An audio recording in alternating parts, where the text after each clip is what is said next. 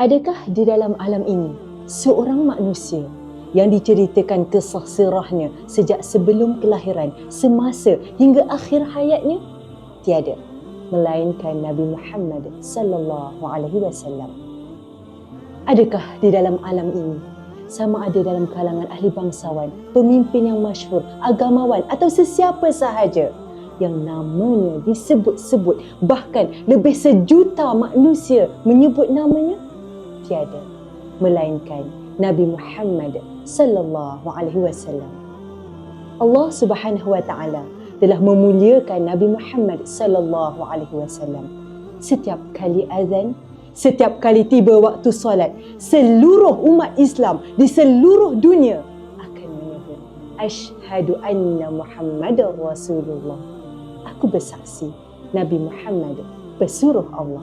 Masya Allah. Allah Subhanahu wa taala berfirman, "Tidak aku utus engkau wahai Muhammad melainkan sebagai rahmat untuk seluruh alam." Masya Allah. Surah Al-Anbiya ayat 107.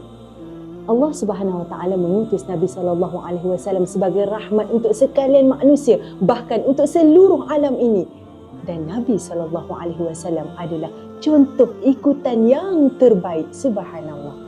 Jadi, jom bersama-sama dengan saya, Ustazah Siti Yusra binti Muhammad Azhar, dalam daurah Sirah Nabawiyah yang akan mengupas kitab Hadza Muhammad, inilah Muhammad sallallahu alaihi wasallam. Kitab ini telah dinobatkan sebagai sebuah kitab yang terbesar di dunia, kitab yang paling mahal, kitab yang paling berat dan paling panjang di dunia. Masya Allah. Kitab ensiklopedia mudah mengenali Nabi pembawa rahmat.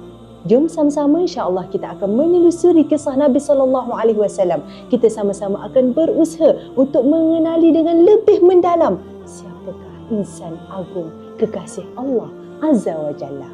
Istimewa buat semua muslimat di luar sana. Jom kita hadirkan diri pada penghulu segala hari, setiap hari Jumaat jam 9 pagi hingga 11 pagi di Kompleks Nashrul Quran Putrajaya dalam daurah Sirah Nabawiyah, mengenali, mencintai dan meneladani akhlak Rasulullah sallallahu alaihi wasallam.